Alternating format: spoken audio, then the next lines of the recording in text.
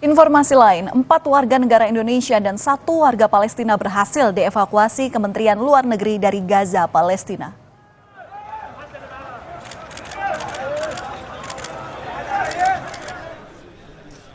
KBRI Kairo Mesir mengevakuasi 4 WNI yang merupakan satu keluarga dari Gaza.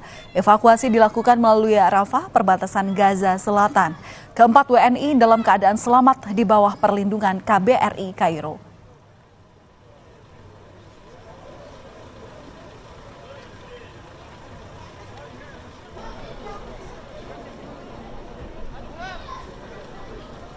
Pada tanggal 2 November, sekitar pukul 19.00 waktu Mesir, 4 WNI dan 1 istri WNI telah berhasil dievakuasi dari Gaza dan sudah tiba di Rafah. Tim KBRI saat ini sudah bersama dengan warga negara Indonesia.